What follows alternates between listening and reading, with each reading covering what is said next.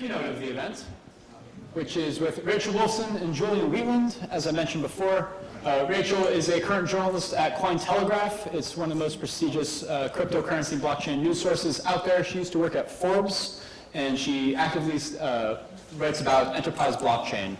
And Julian Wheatland is he's the CEO for a little bit, primarily the COO of Cambridge Analytica. And for those who do not know what Cambridge Analytica is, I'm assuming you guys will explain it all, but I'll give a little bit of a rundown. There was a big scandal back about 2017, 2016 during the election with Facebook, where they were misusing a lot of personal data of individuals who filled out a specific survey. So who here has, raise your hand if you've taken one of those quizzes of what kind of bread are you?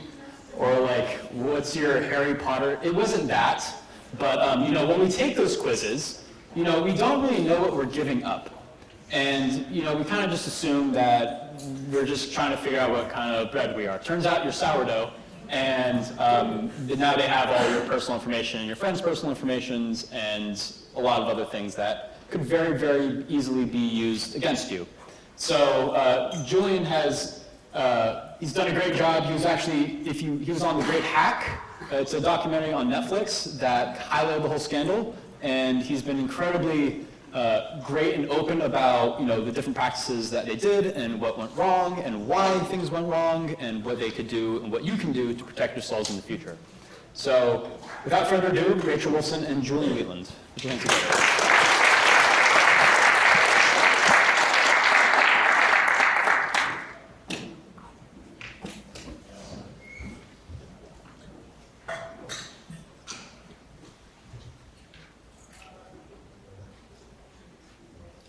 Thank you so much for the kind introduction, Cameron. And it's a pleasure to be here with everyone. So thanks for coming out today to beautiful Santa Barbara. I'm Rachel Wolfson, and this is Julian Wheatland. Hi. And so let's just get our fireside chat started. So Julian, I think we should first talk about your background. So can you just tell us what you were doing before Cambridge Analytica and how you got involved with the company and what your current role is now?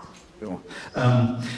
Well, I'm an engineer by training, but then I moved from engineering much more into the business side of technology companies, and I first came across a company called SCL, which stood for Strategic Communications Laboratories, back in 2005 when I was managing a technology investment fund, and we invested some money in this company. And I joined the board of the company as a representative of the investor. And this company was, it was a strategic communications business, and its real aim was to help governments project influence overseas to foreign populations. And so the governments that it primarily worked for were the UK government, the US government, probably Five Eyes and NATO. And so, for example, if you were the State Department and you wanted to influence young males in a Pakistan border village to steer them away from extremism, then that was the work that SCL did, and they were probably the go-to shop for that for a while. And so this seemed like a great thing to invest in because Homeland Security was becoming really relevant at the time. And it just seemed like such a better idea to communicate with people in foreign countries rather than lob missiles at them. So I liked the business. And the business did very well, and it grew to a significant size. And then one of the founders, a chap called Alexander Nix, left and set up a new business using some of the techniques which had been developed, and his new business was focused on elections markets. So that became SCL Elections, and that was a separate business for a long time. And then he formed a joint venture in the US with some American investors, and that business was Cambridge Analytica. And the aim of Cambridge Analytica was to take some of the ideas about understanding people and therefore understanding how to communicate with them and move that into the world of big data. And so amassing large quantities of data, analyzing that, trying to understand what motivates people and what drives people, and therefore communicate with them more effectively. And Cambridge Analytica grew very rapidly. So the first election it was involved with was the 2014 midterms. And towards the end of 14, beginning of 15, Alexander rang me up and he said, this is growing so quickly, I need some help in managing it. And so I joined initially as I think about half of my time at the beginning of 2015, just to help him manage the finances. And by the middle of that year, I was probably spending about 150% of my time on the business, and it was going great guns. We were working on the Ted Cruz campaign, and we worked on that campaign up until he dropped out, and then we flipped to the Donald Trump for President campaign in June of 2016. And so that's how I got involved. Yeah, interesting. So you have an engineering background, and so then you joined the company with Alexander Nix, who you knew. And as former CEO, what exactly was your role there? So I was COO and CFO, so Chief Operating Officer and Chief Finance Officer for most of the time that I was there. And that was really managing and growing the organization. So we grew from 12 people to 120 people. And we had offices in London, New York, Washington, DC. And we had businesses that were in elections, in commercial services to big brand companies, also in government services, so to do work for governments to help them with their own communication programs. And so my job was to, number one, make sure that the finances added up, but number two was also to make sure that we had the right people in the right place and the right operational infrastructure, the right policies, procedures, etc. I took over as chief executive of the company in about March or April 2017. And that was at a time when the chief executive, who was always a stellar marketer, had oversold the services of the company and got caught on an undercover video offering services which were immoral, inappropriate, probably illegal, for an election in Sri Lanka. And at that point, the board of the company asked him to step down, and I took over. But by that time, that came on the back of what had been ever-growing media interest in the company, I would say controversy. And that video of Alexander was really the straw that broke the camel's back. So at that point, there was not really much future for the company because we were losing both customers and suppliers. And my main activity as chief executive was actually to wind down operations, let everybody go and close the company. Okay, and that was before the Cambridge Analytica Facebook scandal, I guess? It was after the Cambridge Analytica okay. Facebook scandal. The Cambridge Analytica Facebook scandal dated back to 2015. Okay. And in fact, that Facebook data had been licensed by the company in 2014. Okay. Can you explain what happened during that scandal? Yeah, sure. What happened was in 2014, a chap called Chris Wiley, who you may have seen on the news. He's the chap with the pink hair. He got together with Alexander Nix and introduced him to a professor at Cambridge University in the UK. And this professor had an arrangement with Facebook whereby he could access people's data on Facebook, I think primarily for academic purposes. And they struck a deal so that he set up a quiz on Facebook. It was called This Is Your Digital Life. And they harvested a large quantity of people's data, everybody who filled in the survey, but perhaps more controversially, actually take the perhaps out, more controversially, it harvested all of their friends' data as well.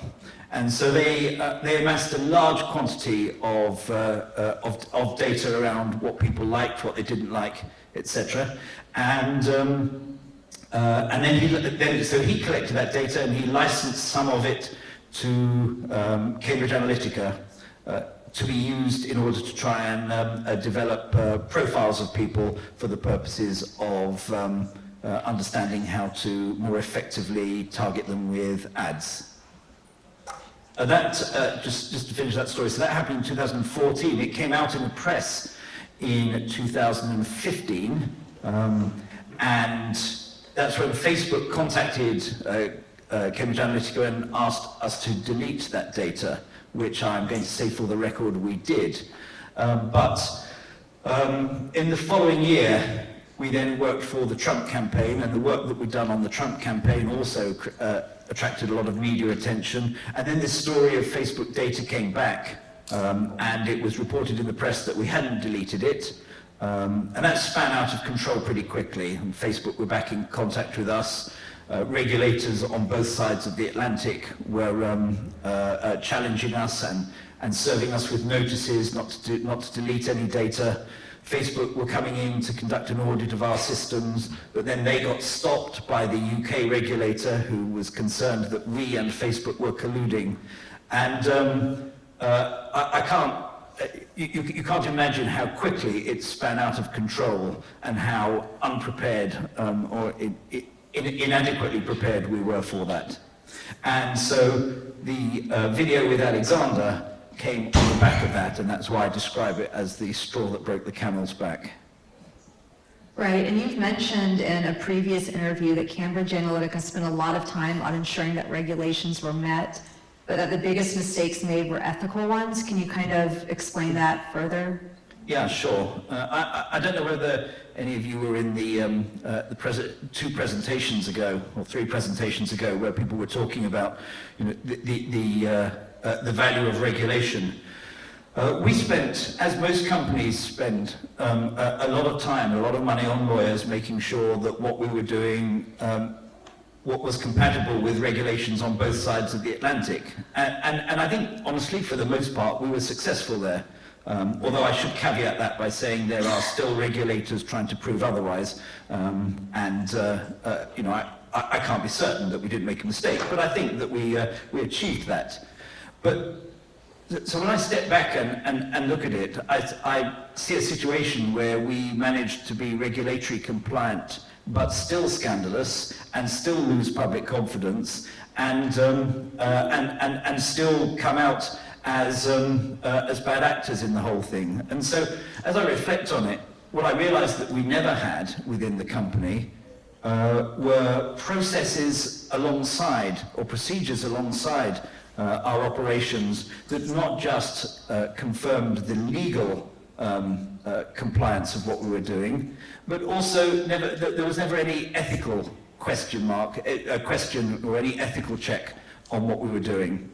And it would be easy, I think, to say, well, why do you need a process? Why do you need a procedure? I mean, if it was unethical, why didn't someone shout out? And the truth of the matter is that within a business, within a corporation, within a rapidly going corporation, it's not reasonable to expect people to spot questionable ethical activities if you don't give them any tools for doing so.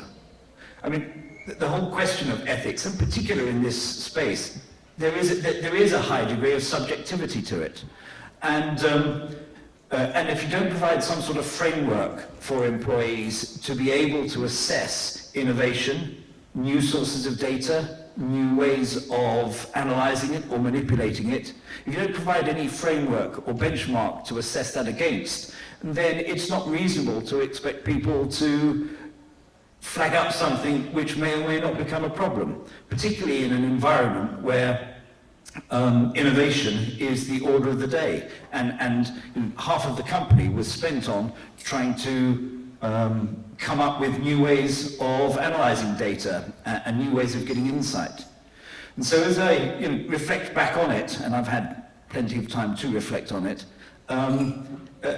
it seems to me that this whole question of ethical compliance is really underserved in terms of the way that we think about businesses, manage technology.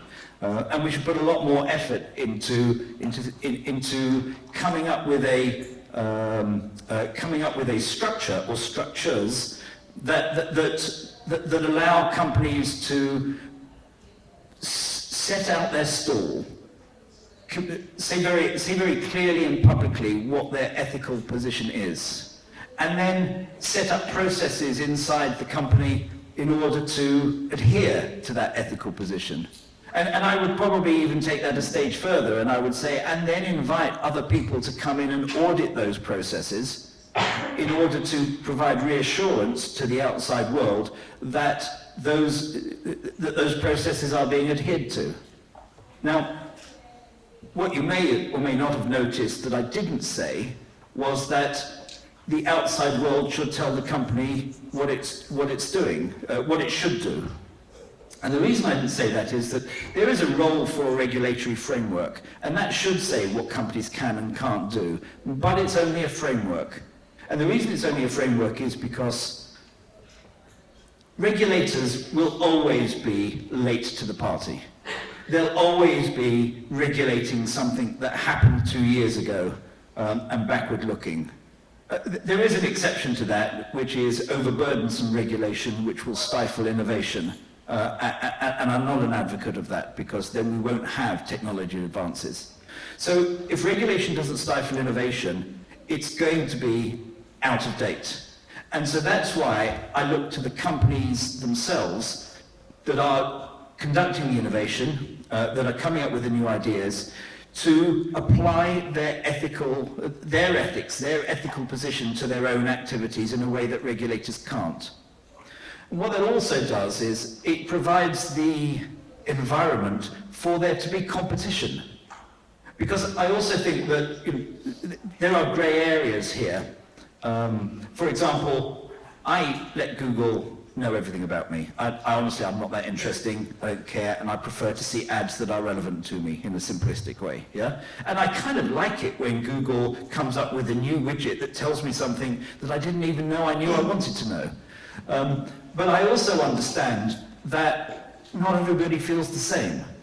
And so we ought to be able to see transparently what companies are doing with our data, how they're doing it, what their ethical standpoint is, and then be able to choose, well, do I want to pay more? For example, do I want to buy an Apple product and be reliant on Tim Cook's assurance that he will not touch my data? Or do I want to use other products that are financed by targeted advertising and provide free services, not just to me, but to billions of people around the world that rely on them? I don't think there's a single right answer, but I think there should be competition, there should be choice, there should be transparency, and we need to have reassurance that what's going on inside a company is what they say. And so there needs to be some sort of framework for that. Right, yeah, well, you make great points, and I think you kind of already answered this question, but I'll ask you anyways. So do you think what Cambridge Analytica did was considered illegal, or is it more just about ethics? So there are nuances in that, and it's actually the original data from Facebook that Cambridge Analytica licensed. It's actually not clear to me whether or not that Cambridge academic was allowed to license it to us or not. There's been back and forth between him and Facebook. At one point he took a legal action against them. He sued them because they said they didn't know about it. He quickly realized that suing Facebook is a loser's game, whatever the truth, and so that fell away. I can tell you that other than a minor administrative thing which happened after I had put the company into bankruptcy, Cambridge Analytica hasn't been found guilty of having done anything illegal. And I'm certainly not aware of anything that went on that was illegal. So I'm going to say, on balance, I think that it didn't do anything illegal. But we may have done some things that were ethically questionable. Great. So let's talk a little bit about the Trump campaign. Do you think Cambridge Analytica made a difference there? And if so, how? So I'd be a lousy businessman if I said no to that, wouldn't I? We sold the Trump campaign data analytics and digital marketing services, and so the head of analytics in the San Antonio headquarters was our guy, and the head of digital marketing in the same place was our girl, and. We did a lot of analytics. We didn't use the psychographic targeting that we had developed, mostly because we weren't in that campaign long enough. We were only there for 3 months from the convention through to election day. So there were no psychographics used, but there were a lot of analytics used. And there were a lot of analytics used in combination with polling. And I think that this is where we did make a difference. The trick to any type of polling, but in particular election polling, is polling the people who are going to vote, which is subtly different from polling the people who say they are going to vote. So we conducted a huge amount of polling, but we also combined it with the analytics where we could see what different demographics were turning out to vote and which ones weren't. And so in the run-up to the election, probably in the last 2 weeks before the election, we could see that in certain states, certain demographics were increasing their turnout and certain demographics were decreasing their turnout. And what we could interpret from that was that even though Hillary was ahead of the Trump campaign in most of those states at that time, the direction of travel, the trajectory, was that Trump was increasing and she was decreasing, and at that rate, it looked like there could be an upset in the vote. So those are the states that we directed the campaign to go out and canvass in, and now famously the states which tipped, and Hillary's been criticised for not visiting, perhaps unfairly, but nevertheless, we added an insight there that enabled us to both target digital ads, but also target the campaign to those states, which are the states that tipped the balance. Now, I will put a caveat on that. I believe we made a difference, but the difference we made was tiny compared to the one that Jim Comey made. Because Jim Comey reopened the email investigation about 10 days before the election. And it was the first time in the entire election campaign that there was a negative story about Hillary that wasn't counterbalanced or even outweighed by a negative story about Trump. Because all the negative stories about Trump were already out then. And so it stole the news agenda. And it was actually that was driving the shift in turnout and the shift in those particular states shortly before the election. Okay. And what about Cambridge Analytica's role in Brexit? We didn't work on Brexit. But I'll tell you the story. And I'll try and shed some light on the confusion. And we are responsible for a large part of the confusion. When Brexit was announced, the Electoral Commission in the UK had the job of selecting an official Leave campaign and an official Remain campaign. And so two organisations were competing to be the official Leave campaign, and the attraction for them of being designated was they got more money to spend on the vote. So one of them approached us and asked if we would work for them, and we put in a proposal to work for them. And they liked the proposal, and they said, "Great, we're going to work with you. And oh, by the way, in 2 days' time, we're having our launch event. Will you come and appear on the panel alongside us?" And so Brittany Kaiser, who worked for us, appeared on their panel, and sat there and said, yes, we're working for Leave.eu, which was the name of the campaign. And then the story ran on, and we kept saying, yes, we're working for Leave.eu. But what never happened, unfortunately, was that the contract that I sent to them never got signed. The money they were supposed to pay never got paid, And so in fact, if you've ever worked in a consulting type role, you'll know the danger of someone giving you a verbal contract and the risk of doing too much work ahead of getting the paperwork in place and getting paid. So in fact, we told the press, yes, we're working for them. They told the press that we're working for them, and it went on, and at some point it became apparent we were not working for them.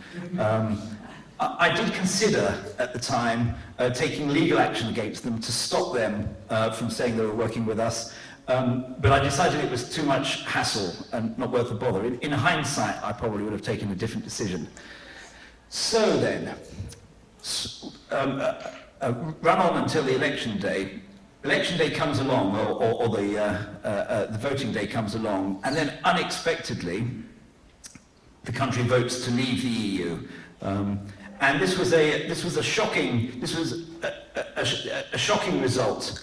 And because we told everybody we were working on the Brexit side, everybody who wanted to find a reason other than it being the voters' choice, the people's choice, turned on Cambridge Analytica and assumed that we had been doing some clever psychographic thing to get people to vote in a way that they wouldn't normally have done, and that we had changed the course of the election. Here's the mistake we made. We didn't deny it. We thought this was Alexander thought this was a great way of getting credit for something that was really fantastic, even though we hadn't done it. So if anybody's seen the film The Great Hack, and Alexander is filmed in The Great Hack saying, "I'm sorry, we don't talk about that." And the reason we don't talk about that is because if we talked about it, we would have had to say we didn't do it. And he didn't want to say we didn't do it. So we let people believe we had done it, and boy, did that come back to bite us. Wow. Okay, good to know. So let's kind of change the topic a little bit.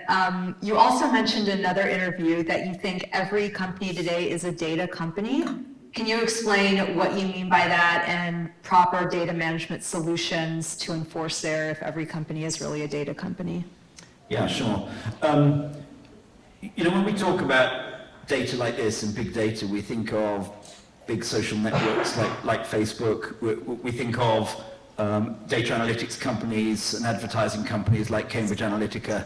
But in reality, big data is called big data because so much of it is being amassed on us all over the place.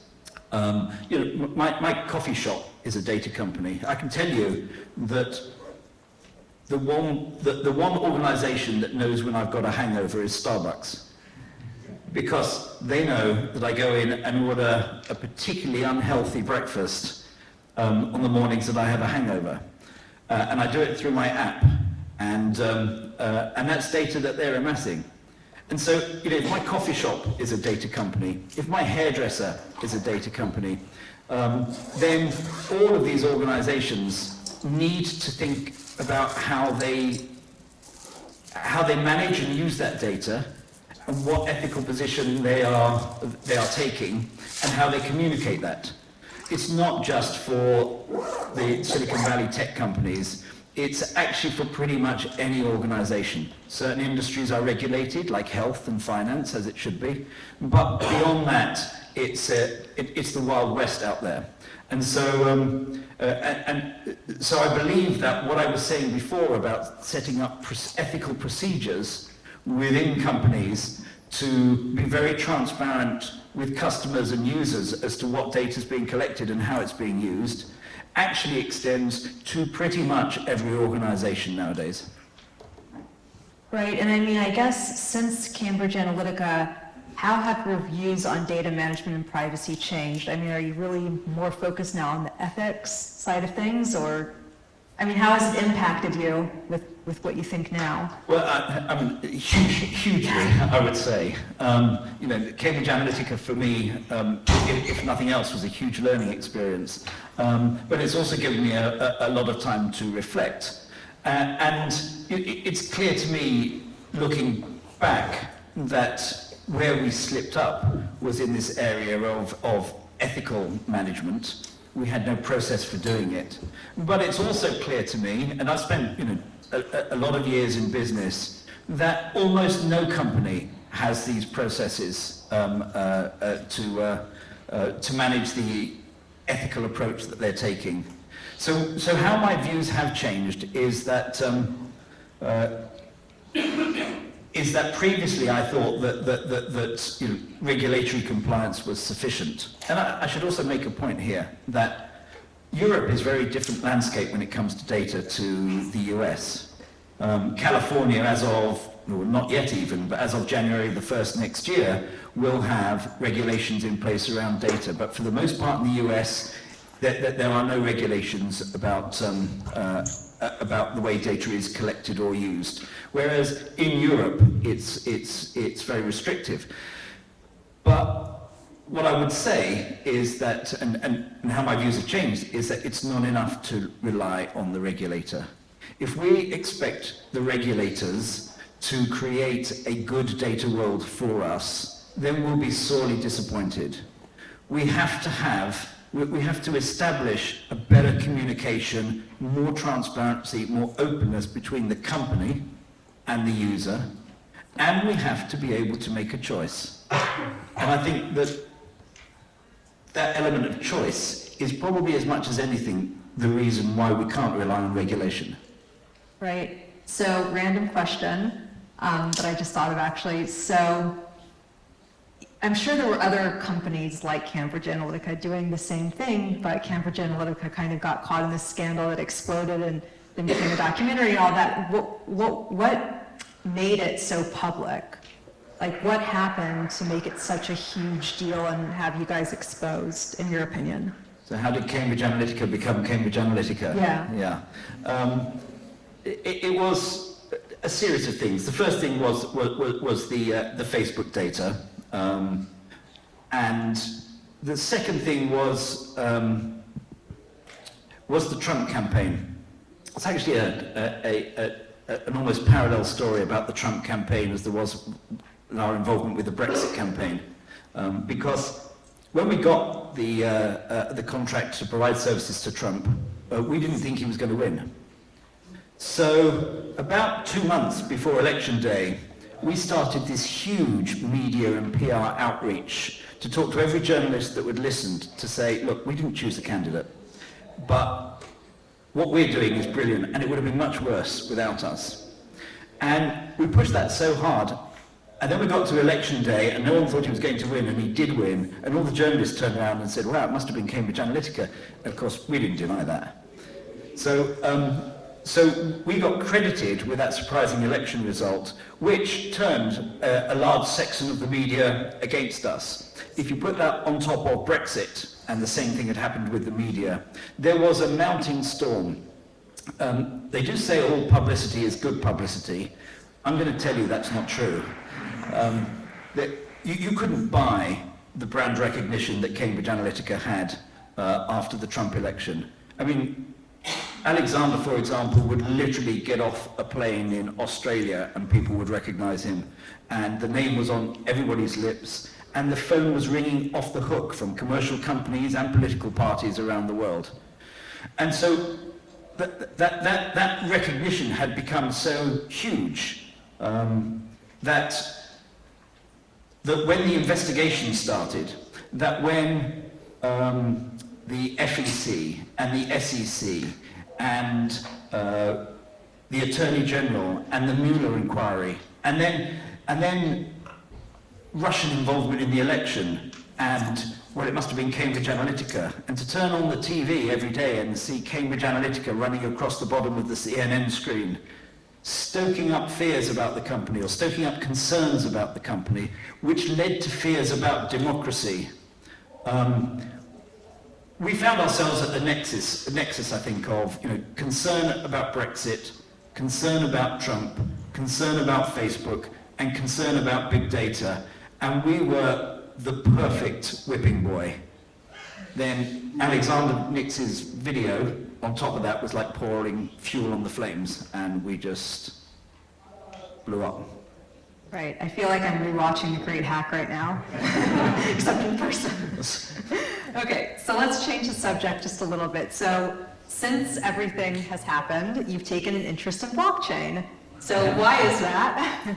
Well, blockchain, it seems to me, is a... No, so let me back up for a moment. It's clear that there is a lot of room for improvement in the way that corporations handle data, and a lot of concerns about data, and a lot of concerns about data privacy and the way it's shared.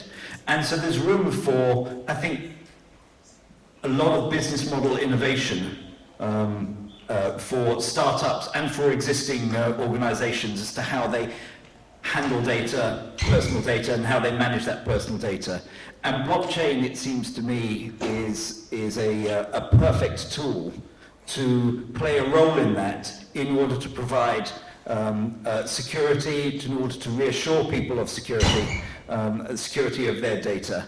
I don't think that we've seen the ultimate business model yet, but we saw some this morning, people that are working on it and trying to improve the situation. And I think that blockchain technology is going to be a massive player in that. Right. Another point that we should mention here with blockchain is blockchain ethics and ethics around blockchain, because ethics obviously are very important to you. So do you have any thoughts on that? Just ethics around blockchain? Yeah, it's the ethical question around blockchain seems to me has got multiple layers. One is the ethics of the counterparty that you're dealing with. And I think a lot of what I've said before applies to whoever that counterparty is, regardless. Then there's the use of the technology, and it seems to me, and maybe I've got it wrong, is that the big advantage or the big attraction of blockchain technology in particular, and also in the crypto sphere, is that we actually give over our reliance on other people, and we give it over to the robustness of the software, and then we rely on the software, and in fact that takes the man out of it. And if that's what we're going to do, then the cost of that, or the risk of that, is that we're going to be susceptible to someone hacking the technology. I've not worked out yet how we can have it both ways. We don't want to be supervised. We want to rely on the software for robustness, and I think that we've just got to suck it up if that's what we're going to do. Right, and I mean, CipherTrace is here today. They're a great company to talk to in terms of, regulations and keeping people safe. But anyways, where do you see yourself in 5 years from now, and why? God knows. I'd like to be running a company again. It's what I'm good at. But actually, probably as strongly as that, I want to get a movement going. I want this question of ethics and corporate ethics, and it maybe extends more broadly than just data, but data is something which is particularly close to my heart. But this idea of having ethical management within corporations, which is transparent to users, and they might be consumers, or they might be other business partners in the supply chain. This ethical reassurance, I think, is something that we desperately need. I think that there is a clamour for it, there is a need for it, and there isn't yet enough people dealing with the practicality of it. And so that's where I'd like to invest a large amount of my effort over the next 5 years, is to move that conversation on, and to see if we can't start to put in place some structures and maybe an organisation that can help serve us. Right, and I feel like you've already answered this, but I'll ask it again. How can we prevent another Cambridge Analytica scandal from happening? I mean, you've talked a lot about ethics and regulations, but any additional thoughts on that? Well, I mean, negatively, I would say we can't.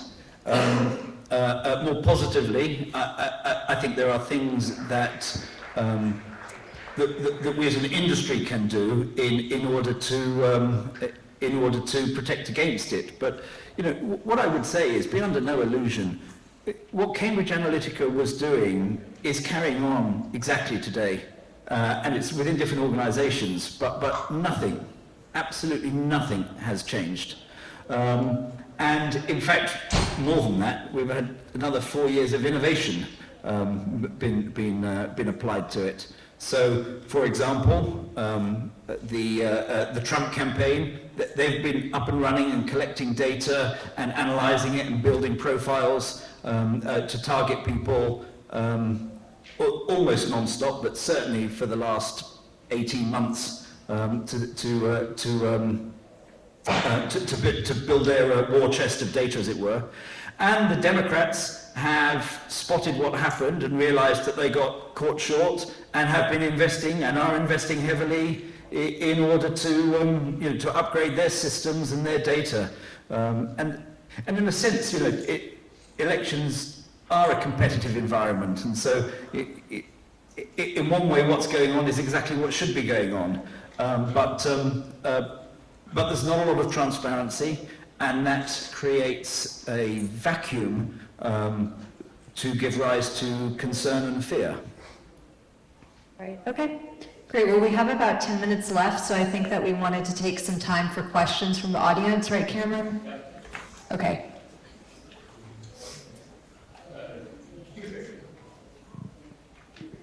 Oh, okay. Or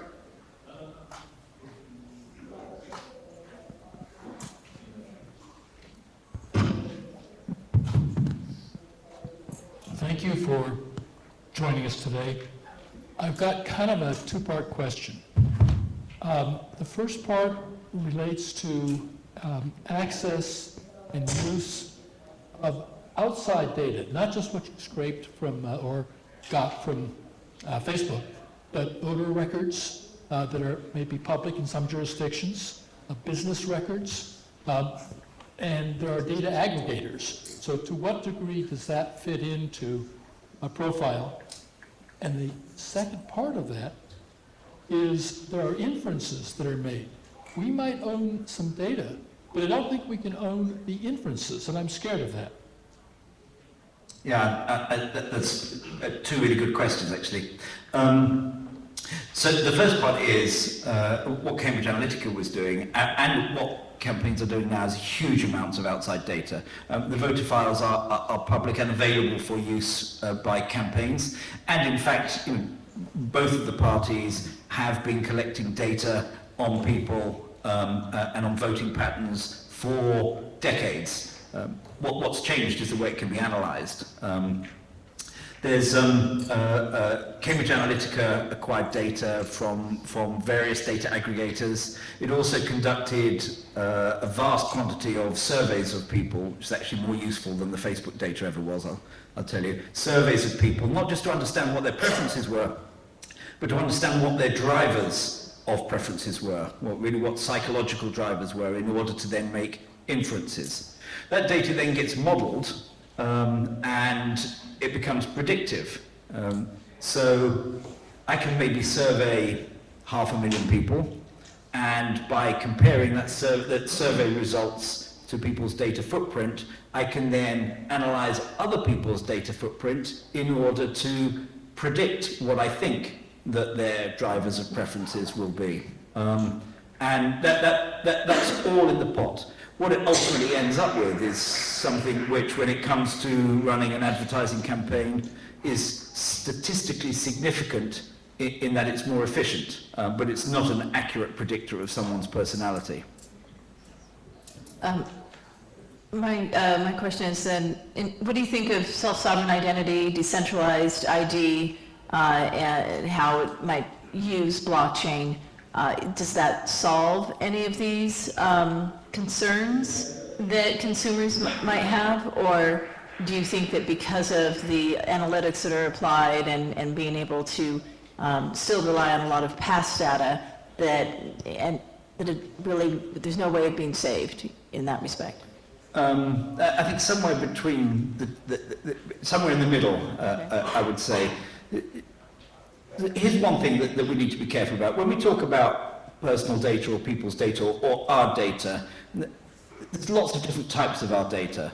So, for example, my banking data, my bank accounts and such like, which is accessible through login and would be accessible through a centralized ID.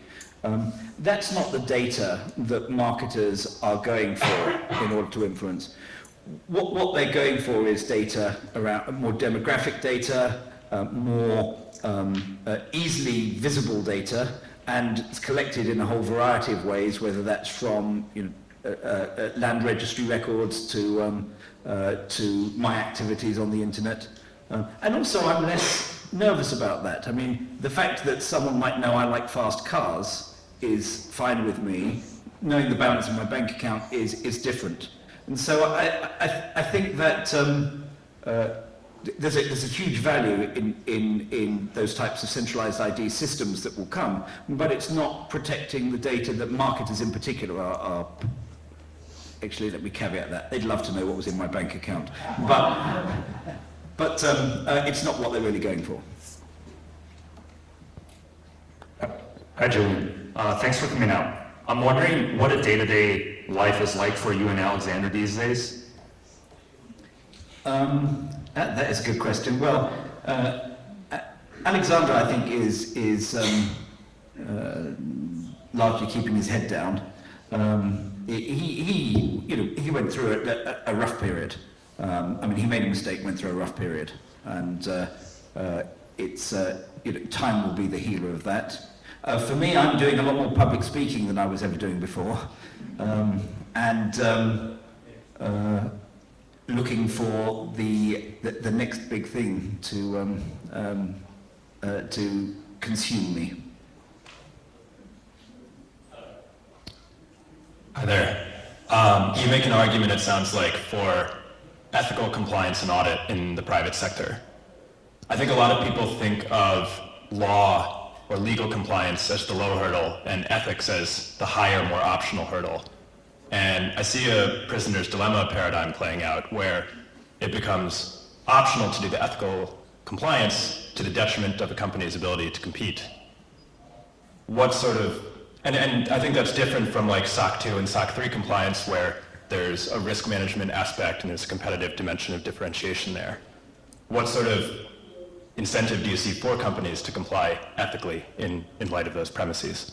So your question is interesting to me because your question almost presupposes that there isn't any room for competition on ethics. And actually I challenge that. And I think that the transparency is essential. The confidence that what's going on inside an organization is what the organization is saying is an essential part of that. But at that level then, there is a huge amount of space for companies to compete on their ethical robustness. Thank you. So it seems to me that, ethics is sort of a relative term, and it's hard to really count on that as a true control in any way, shape, or form, because one management team may have one set of ethics and another may have another.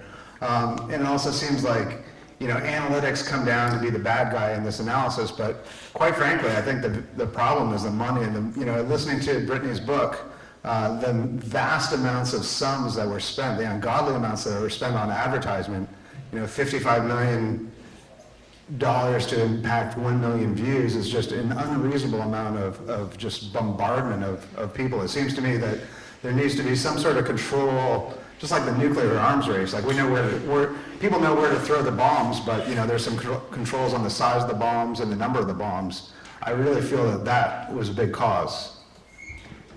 I mean, as a Brit, I hesitate to criticize the American electoral system, but I will point out it's different to the one that we have in the UK, where there are very tight constraints on what can be spent by political parties for campaigning. Here, you've always had a system, well, in fact, it got made worse with some changes, with some Supreme Court rulings around what super PACs could or couldn't do. But you've always had a system where money was a driver of spending on advertising, and it's, I guess it's for the people to choose as to whether or not you want that to continue. But I wouldn't disagree with your point. there any other questions? Raise your hand high. Hi. Is there anything that you wish you could take back from your time at Cambridge Analytica? Sorry, can you repeat that question? Is there anything that you wish you could take back from your time at Cambridge Analytica? Oh, yeah, quite a lot. You know, Cambridge Analytica was a great company. It was a great company with really great people that had built a great capability. And it was hugely sad for me to have to close it down. The biggest mistake that Cambridge Analytica made was overhyping its capability in the press to an extent which was A, not real, and B, scary. And you know, that's the thing that really brought the company down, and I wish I could go back in time and change that. So you talk a little bit about you talk about a lot with transparency and what companies can do with our data and all of that. What can users do to know more about what companies are doing with our data? Is, us reading all the disclaimers before we hit accept the only way, or are there other ways we can go about that? Do you know, I think it's really hard. It's really hard because companies don't talk about what they do with data. They consider it to be their secret source. And there's no pressure today for companies to be more transparent about it. And so what users can do is join with me and call for that transparency and reward organizations that are transparent by using their services ahead of companies that are not transparent. You touch on another really good point, though, which is that all of us, most of us, click the terms and conditions on any website without actually reading them all. And so the transparency that I'm talking about, you could question whether or not that's going to be effective because nobody will take the time to read them all. And actually, I would look for concerned actors, lobby groups, journalists, etc. If those companies are transparent, then I think that the light will shine on those that have questionable ethical practices. But as far as what we can do today, it's very hard as an individual, other than to put pressure on companies to be more transparent. Thanks. Hi, Julian. Thank you for coming. My question kind of stems off of the user base as well. It looks like the current state of the market right now is a lot of these companies are kind of scraping data and selling it to people and making a lot of money off of that. Do you think that there are any implications with blockchain that might give the power to the user where they can actually earn money off of their own data? Yeah, I really do. And I think that there's a space now for business model innovation, and I don't think we've got there. But if you look at the Googles and you look at the Facebooks, they're not just making profits off the data that they're using, they're making super profits. And all power to them, but I think it's about time that some of that was shared back with the users, and I think that there is space there for technology and business model, very probably using blockchain to address that. Thank you. And we have one more question. Hi, reflecting upon your time at Cambridge Analytica, do you think that the services that they provided still are necessary in today's world? Do you think that what Cambridge Analytica did is something that companies should continue doing? I'm going to say that I don't see why not. What Cambridge Analytica was doing at its core was not hacking into people's minds and getting them to do stuff against their will. What it was doing is it was making advertising more efficient.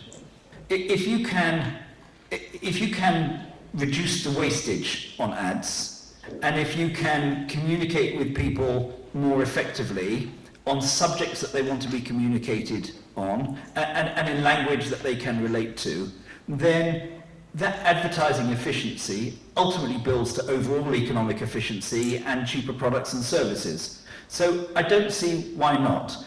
I just think that it needs to be done in a transparent and ethical way. Thanks. Great, thank you, Julian. This is fun. Thank you.